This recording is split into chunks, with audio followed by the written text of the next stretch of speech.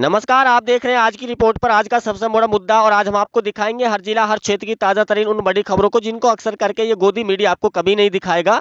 हम आपको दिखाएंगे विस्तार से, क्योंकि केंद्र सरकार के बड़े फैसलों से लेकर के राजनीति की उस सच्चाई को जिसको जानना आप सभी के लिए बहुत जरूरी है। और केंद्र के बड़े फैसले इसलिए भी जरूरी है क्योंकि महिलाओं के लिए और पेंशन लाभार्थियों के लिए, किसान भाइयों के लिए सरकार ने साल 2026 में कई बड़े अपडेट जारी कर दिया। अगर कोई नागरिक उन कामों को समय रहते नहीं करेगा तो उनको सरकारी योजनाओं का लाभ मिलना बंद हो जाएगा। इसलिए आज खबरों के साथ साथ वो जानकारी हम आपको देंगे, ध्यान से सुनिएगा और समझिएगा। अगर कोई चीज समझ में नहीं आती तो कमेंट कर दीजिएगा। चलिए अब शुरुआत करते हैं आज के इस बुलेटिन की फटाफट अंदाज में।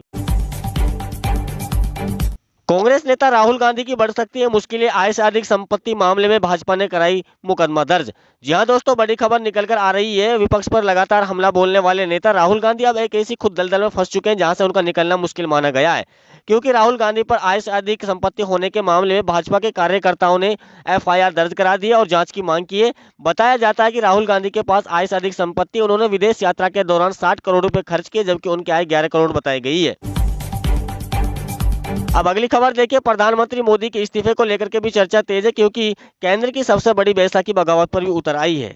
और चंद्रबाबू नायडू ने इस बार इशारों इशारों में बता दिया है कि वो अपने एक पद को लेकर के नाराज हैं, क्योंकि केंद्र सरकार ने ऐसे ही नीतीश कुमार को भी अल्टीमेटम दिया था। नीतीश कुमार भी अपने बेटे को सीएम पद ना देने की वजह से नाराज चल रहे थे। अब चंद्रबाबू नायडू ने खुले अल्फाजों में कह दिया, अगर उनकी बात नहीं मानी गई तो वो राजनीति से यानी कि एनडीए से दूरी बना सकते हैं।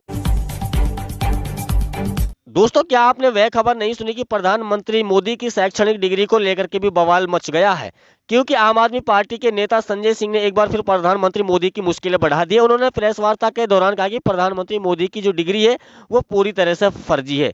दूसरी ओर नीट पेपर लीक मामले में विरोध जताया जा रहा है, तो वहीं छात्रों ने इस डिग्री की जांच की मांग की है। उनका कहना है कि प्रधानमंत्री मोदी की डिग्री फर्जी है, अगर जांच कराई जाए तो सच सबके सामने बाहर आ जाएगा। और अगर प्रधानमंत्री मोदी की डिग्री असली है तो फिर उसको दिखाने में प्रधानमंत्री मोदी डरते क्यों हैं? क्योंकि उनको पता है कि वो बाद में फंस सकता है।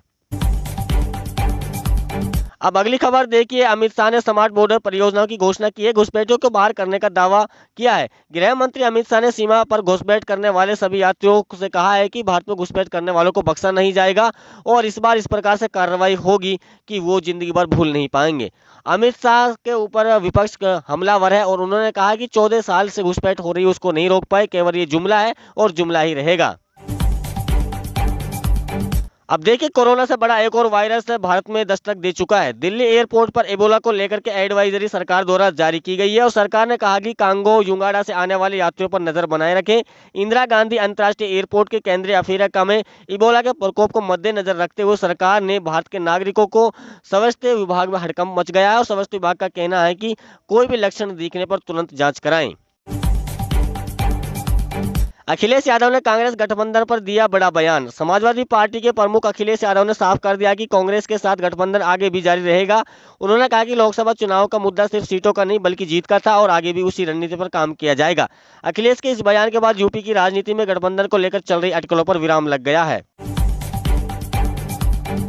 अब यहीं पर देखिए, सबसे बड़ी खबर आ रही है। हमने आपसे बताया था ना कि पुराना बैंक खाता अगर आपके पास में तो ला सकता है 4 नई मुसीबतें, उसे बंद करने में ही भलाई है। ऐसा बैंक खाता जिसे कुछ लंबे समय से इस्तेमाल नहीं किया जा रहा हो, न सिर्फ आपको आर्थिक नुकसान पहुंचाएगा बल्कि कई बार धोखाधड़ी का कारण भी बन सकता है।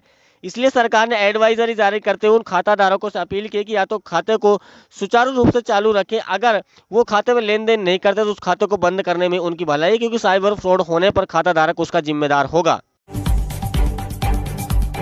अब सबसे बड़ी खबर निकल कर आ रही है, विपक्ष की बड़ी जीत बताई जा रही है। ईवीएम से नहीं होगा आगामी चुनाव, बैलेट पेपर को मिली मंजूरी। विपक्ष के ताबड़तोड़ संघर्ष और मेहनत से आखिर विपक्ष की जीत मिल गई है। सुप्रीम कोर्ट ने भी मान लिया है कि एक चुनाव बैलेट पेपर से कराएंगे और सीजीआई ने कहा है कि जहां पर इस मशीन को बनाया गया है, यानी कि जहां पर इस मशीन का आविष्कार हुआ, अगर वही संपन्न देश इस मशीन का इस्तेमाल नहीं करते तो भारत देश में इस मशीन को इतना महत्व क्यों दिया जाए। यहाँ पर भी एक चुनाव बैलेट पेपर से होना चाहिए।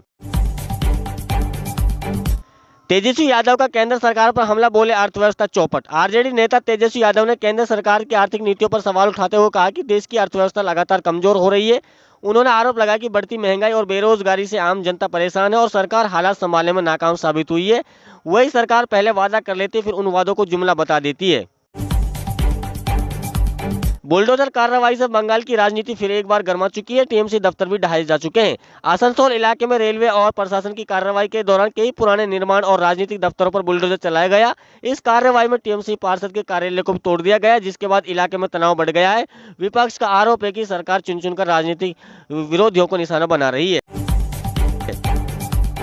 अब अगली खबर देखिए, बंगाल में सत्ता परिवर्तन होने के बाद में शुभेंदु अधिकारी एक बार फिर एक्शन मोड में आ गए।